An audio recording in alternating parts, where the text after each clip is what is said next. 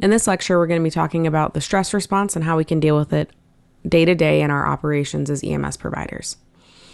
You're going to be subjected to stress. You're going to have events that are going to cause your fight or flight response to be activated, whether you are 911 and scene response, you're doing interfacility, you're a mix of both of those, transport, non-transport. It doesn't matter what facet of emergency medicine you're working in, you're going to come into contacts with situations that are going to cause an extreme amount of stress, both mental and physical. So recognizing that that's going to happen is the first step in protecting yourself and ensuring that you don't have that kind of slow degradation of your psyche over time that's going to shorten your career and possibly cause other side effects that are not great for you in the long term in both the work setting as well as your personal life.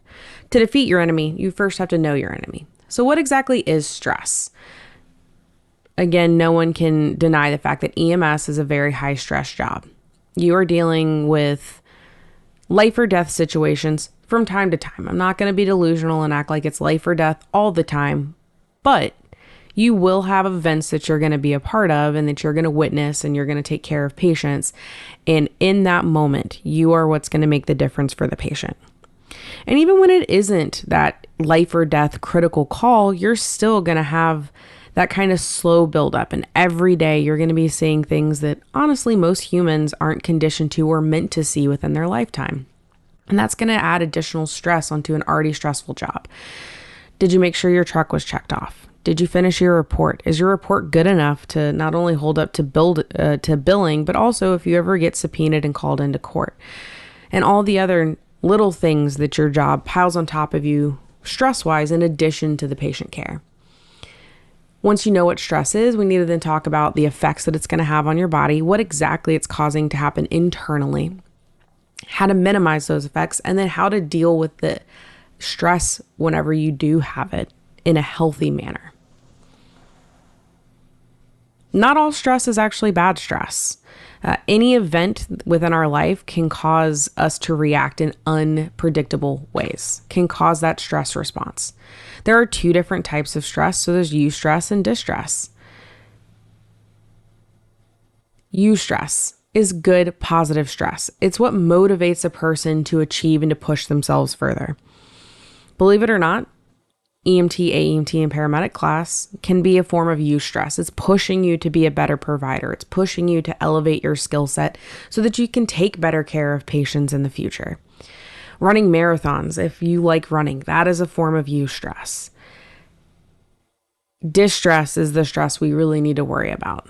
That's the type of stress that is negative and has negative effects on the body. It's whenever you find a situation or an event or your body, without you consciously realizing it, finds a situation overwhelming and often debilitating.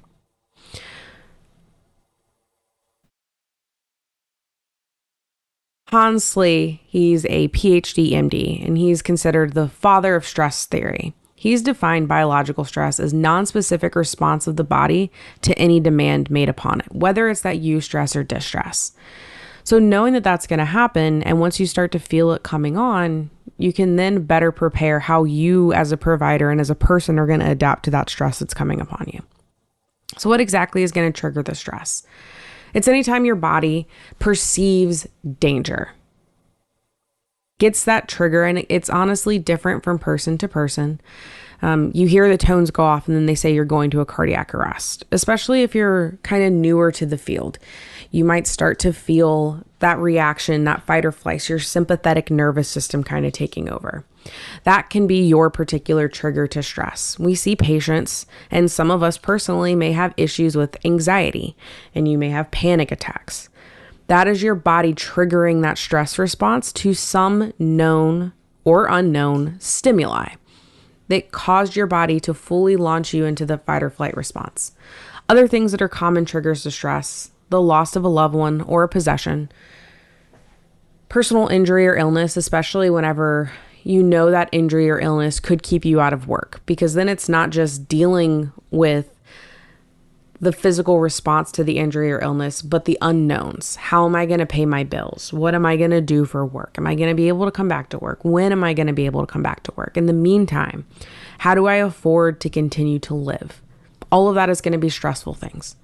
Other major life events, starting or finishing school. You guys are all in the midst of a stressful event. Whether it's good or bad, each person, it can be different. But this is stressful. You're taking in an immense amount of new knowledge, and you're trying to learn and perfect, or at least become competent in skills that you're hoping one day you're going to be able to use to make a major difference in a person's life. That's stressful in and of itself. Marriage, for most people, is eustress, so it's good stress, but still it's a stressful event. Planning the wedding, the actual wedding day, and then adapting to your new way of life on the back end. Divorce, whenever marriage dissolves, it's not working out. That tends to almost always be distress, unless you're getting out of a bad situation. But either way, it's a stressful event. Pregnancy, the actual bringing a new child home. Then when those children leave home, these are all things that can cause a person to go through a stressful situation. We deal, not just with us personally, but with the patient, a lot with major life events and those stressful events. As you start to encounter and you deal with patients in the field, I want you to remember one thing. And if you listen to other lectures that I record, I'm going to say it a couple times depending upon the subject we're talking about. You as an EMS provider are going to get desensitized to what an emergency is. Because at times you will see true emergencies. That patient who's called you for help, it is an emergency to them. Do not let your desensitization to an emergency event downplay what they are going through. It's stressful for them. They're going through that stress response. They called you because on some plane, this is the worst possible thing for them. They're going through the worst moment of their life.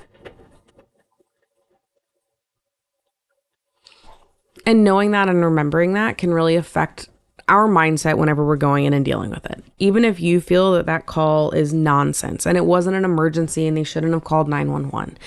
To them, it warranted that 911 response. And remember that. So what are your responses to stress? Again, it's that fight or flight response. Am I staying and am I taking on the bear that's charging at me, or am I going to try to flee and get to a place of safety? This is all triggered by your sympathetic nervous system. So your sympathetic nervous system is going to take over.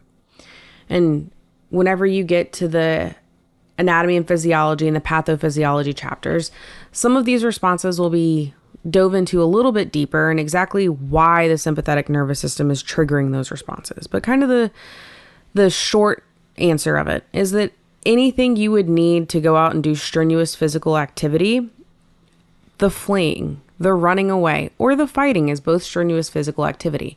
Your body is going to start setting yourself up for success in those. So your heart rate is going to increase. You're going to start breathing a little bit more rapidly so you can circulate oxygen more proficiently to your skeletal muscles so they can do better action. Your blood pressure is going to increase. Your pupils are going to dilate. You may or may not start having flushed skin due to that increase in blood pressure. It's all about trying to circulate as much oxygenated blood to all of your distal periphery so that you can best perfuse not just your in organs that are being utilized during those stress responses, but also to the muscles that are being used during that fight or flight response. So whenever you feel yourself and your heart rate starts increasing, and then you start breathing a little bit quicker, and you can feel maybe a little bit of a headache coming on from your blood pressure increasing, know that that is your body physiologically reacting to that stressful event.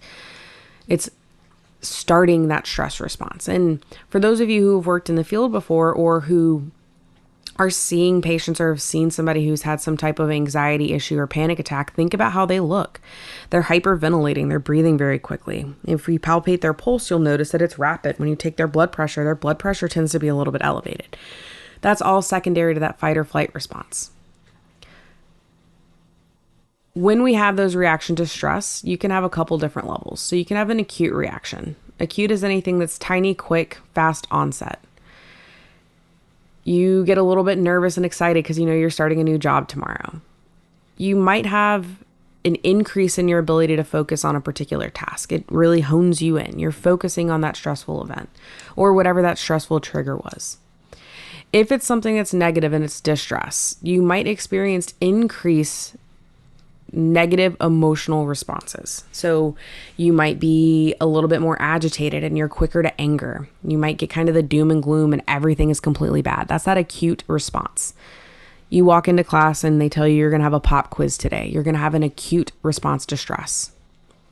Delayed reactions manifest well after the stressful event. We have these a lot in our profession. So you go to what everybody would consider a bad call. We'll say a pediatric drowning. And on the way to the call, you do feel a little stressed. You have that response. You go through, you do the call, you operate well, you do your job. After the call, whether it's a half hour, an hour, a full day, a week, however long after the call, you then start having those stressful reactions. You feel like you can't sleep. You're unable to focus on the tasks that you're doing. You have either an increase or a decrease in your appetite. That's that delayed response. The event isn't still currently ongoing. The event isn't pending. It's already passed. But it is one isolated event that you can link that stressful response to, as opposed to cumulative. Cumulative is the day-to-day stressors. A lot of little events build up over time. Your alarm didn't go off this morning, so you woke up late. You then felt rushed getting ready. As you were trying to get out the door, you spill your coffee all over yourself. You didn't have another clean uniform, so now you're trying to figure out, am I going to wear a dirty uniform that doesn't have coffee on it, or am I going to wear the cleanish but coffee spilled uniform that I'm currently wearing? You then get in your car and you find out your tire's flat. So now you've got to figure out how you're going to fill up your tire. Do you have a compressor at your house, or do you have to try to limp it to the closest gas station? You then continue on once you've gotten your tire addressed, and traffic is really bad, which is further making you late to work. You then get to work and you find out the truck you were supposed to be in has some type of issue and you're in the backup unit that is an absolute piece of garbage. All of these little events, while not one of them in particular would normally be enough to kind of push you over the edge or initiate a full-blown stress response, little by little, it's torn away at your psyche. That's that cumulative buildup. And we can have this in our profession that's on a not more global, but a more drawn out scale. So you have a bunch of little calls back to back that are just slowly wearing you down. And this is what leads to burnout, that cumulative stress.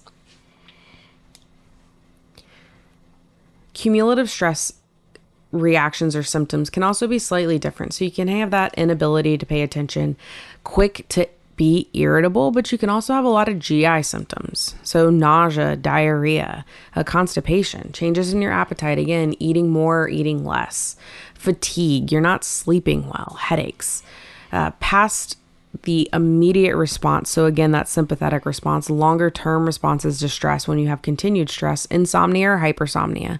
So you're unable to sleep or you're increasingly tired and all you do is sleep. But even when you do sleep, it never makes you feel rested.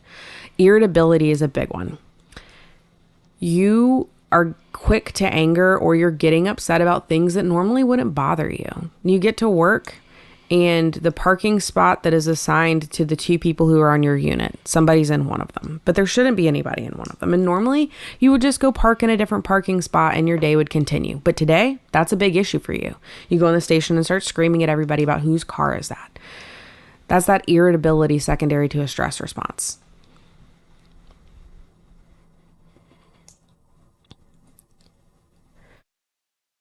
Thus far, we've talked a lot about our response to the stresses, how stress is affecting us, and we'll come back to that. But let's quickly shift gears a little bit about the patients and then the family and friends that we're seeing on scene of the patients. They also are having responses to stress. Again, they called 911 for whatever reason. This is one of the worst moments of their life in that moment.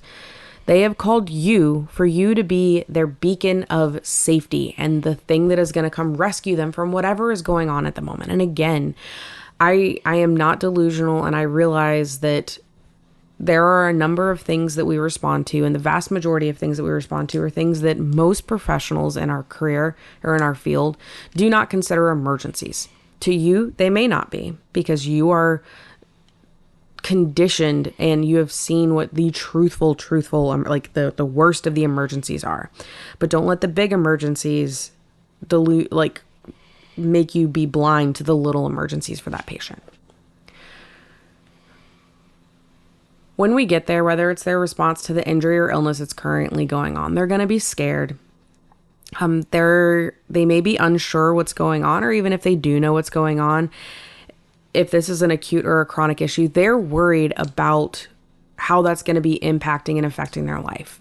Whether it's the cost of your services, the cost of the hospital that they're going to, how are they going to continue to work? How are they going to pay their bills?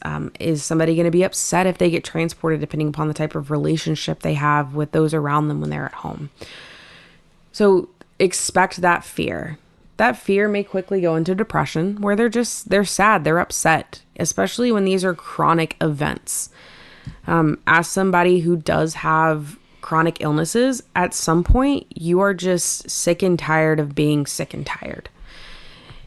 It feels like it's never going to get better at certain points. And oftentimes when you're encountering these patients that have chronic issues or recurrent issues that are on an acute scale, they feel hopeless.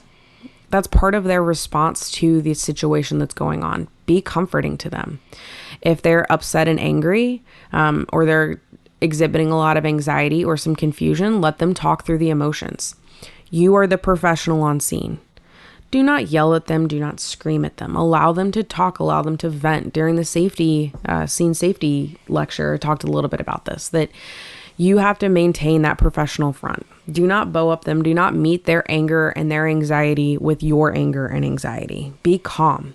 Be that lighthouse for them, where you are the beacon to guide them back to shore, to bring them back to that place of level-headedness. Let them vent. If they seem to have a much better rapport with your partner than you, see if your partner can run in the call, if they're able to, depending upon their certification level. Past the patients, we have the family, friends, and bystanders, especially if it was some type of traumatic event that they personally witnessed.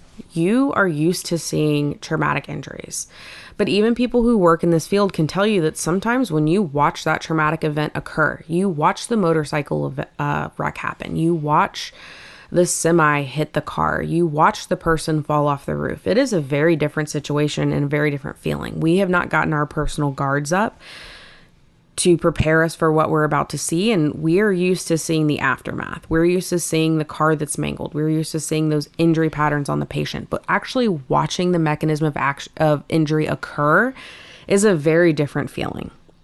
Now, place yourself into the mindset of somebody who doesn't work in this field. So they're not even used to seeing the mangled car, the broken person.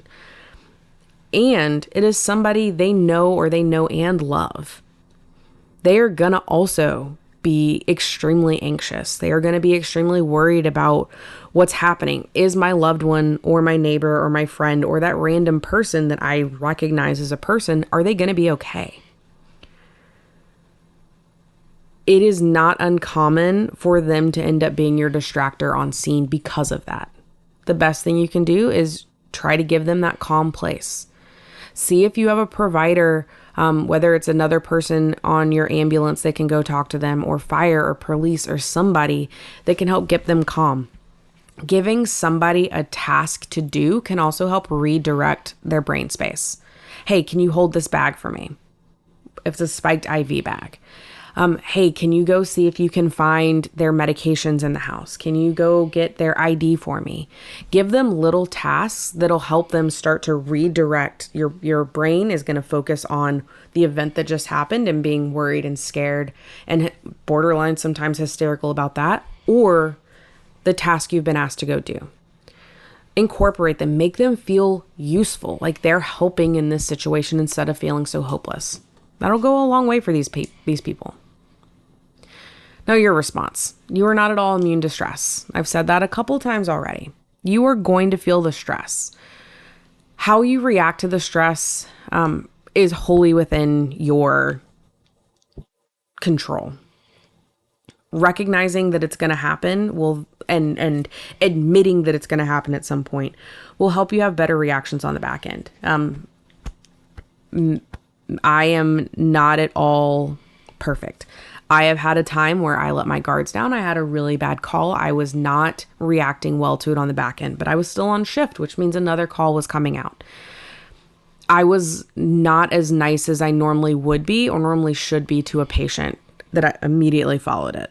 It was not her fault at all.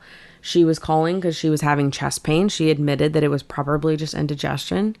And I was just very short and curt with her, which is not how I normally am with patients. And it was affecting my rapport with her.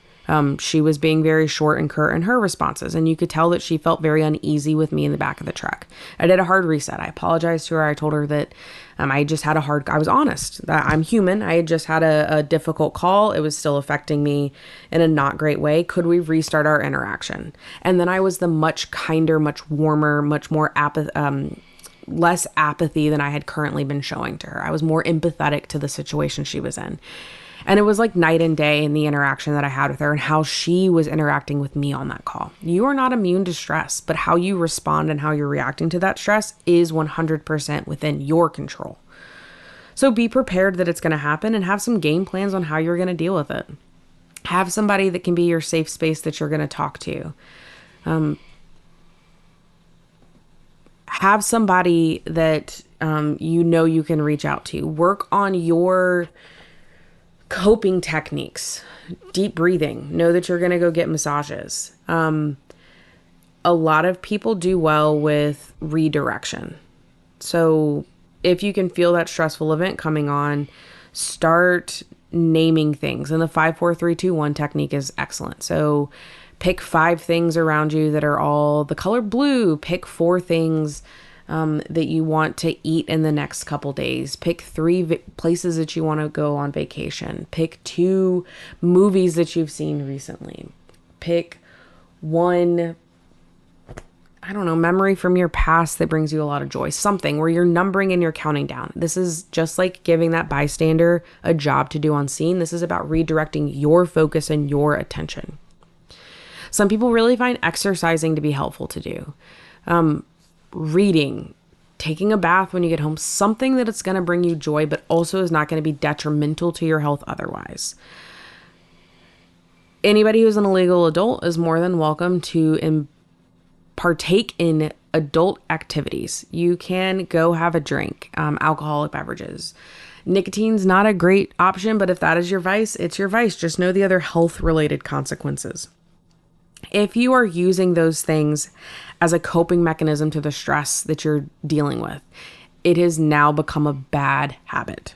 So try to avoid that being your coping mechanism to what's going on. If you find that that is your coping mechanism, it's time to find something healthier. Start exercising, go to a book club, get outside and just enjoy nature. Whatever is going to bring you joy that does not involve something that could also cause a downfall in your health on the back end is going to be important. For us, a big issue as providers is burnout. Again, burnout doesn't normally come from that one big stressful event. It's all the little events stacking on top of each other.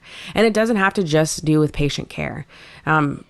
Provider burnout is as much an operational as it is a medical issue. So not just the medicine you're doing, the patients you're seeing, the number of calls you're going on. Your operational systems do not help your burnout. How your agency that you're working for is treating you, the other stressors that they're putting on top of what we can't avoid in EMS. I can't avoid you going to the bad calls. I can't avoid you having to do the documentation for those calls on the back end. I can't change that. What I can change are the working conditions that you are in. Burnout's going to come from that. Burnout comes at different times for different people. Some people unfortunately leave our field very early because they burn out very quickly. And I will never victim blame and say that you became burnt out because you didn't do enough. What I will say is your mindset, though, plays a big part and has a big role to play in your overall outlook on how things are. If you default very quickly to doom and gloom and things are horrible and never going to get better, burnout is going to come a little bit more quickly. There's a provider that I once worked with that had the best outlook. We worked for a very busy urban system. You got your butt absolutely handed to you every shift. I'm talking excess of 13 plus calls in a 12-hour shift. It was madness. So rather than be upset that he was going to be very busy and he was going to run an extremely high amount of calls every shift, he gave himself a goal that if he ran 12 calls in his 12-hour shift, he got to get himself coffee on the way home. Something small, something that made him happy. And then every couple of calls after or past that goal, he would add on something. It doesn't have to be something grand or crazy. If you reach your call goal, then whenever I get home, I get to make myself whatever breakfast I really enjoy. It's something to give you to look forward to that changes your mindset. Because now instead of being really upset and angry that you are 2/3 of the way through your shift and you're already on call 11, now I'm almost to my goal. I almost get to give myself that treat that I've been looking forward to, whatever it may be.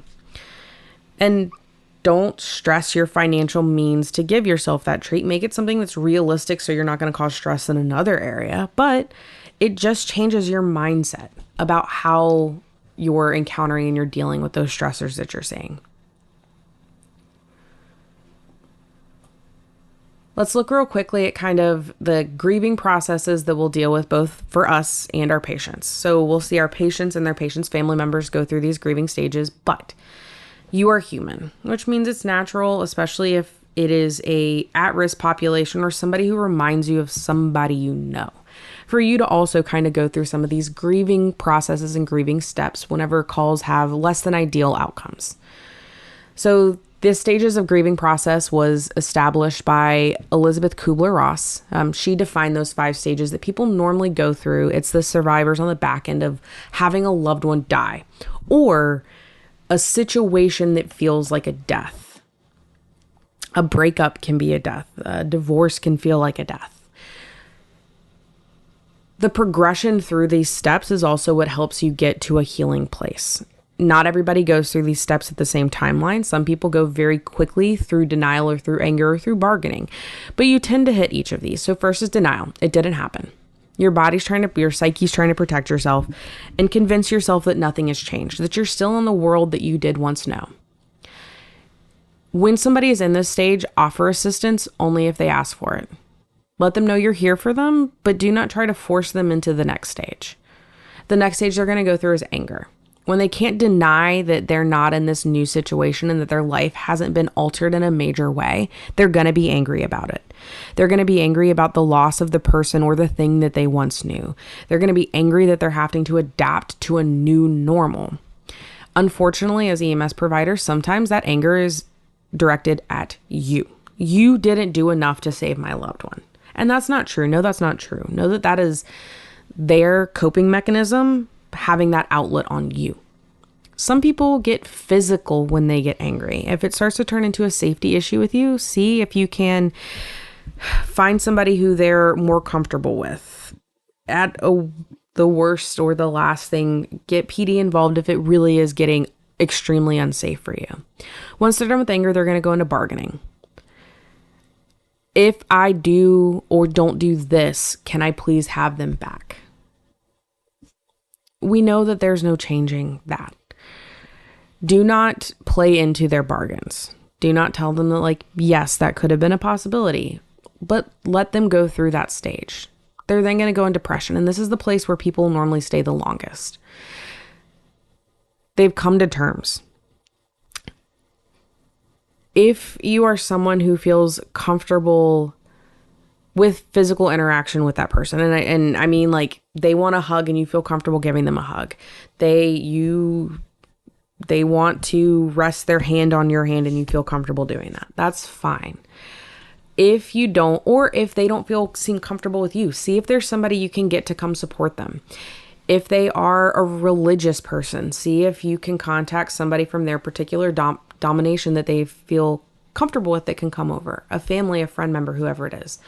Most services also have some type of access to clergy.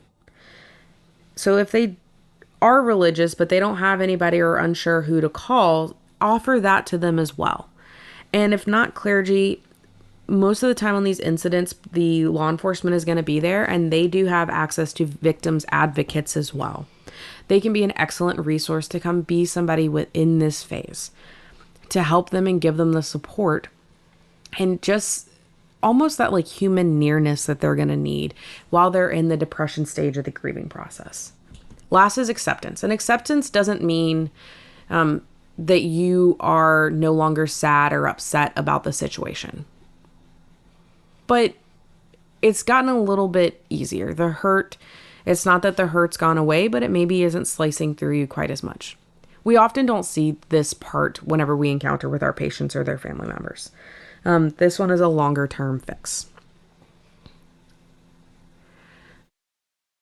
So how do we deal with the patient that knows they're dying? We've talked about their grieving family member, helping them through those steps and those processes. But what about the patient themselves? Try to console them as much as you can.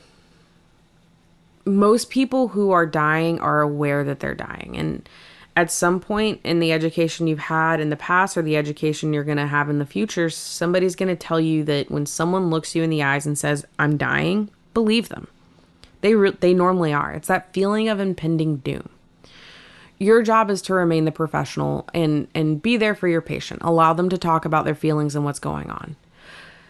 Offer them that you are doing everything that you can to help them. It might not be intervening and it might not be stopping their death, especially if it's like a hospice patient. But let them know that you are there for them and you're trying to give them the best possible care that you can. Do not give them a false sense of hope about the situation, though. Do not tell them that they're going to have a full recovery if you know they're not.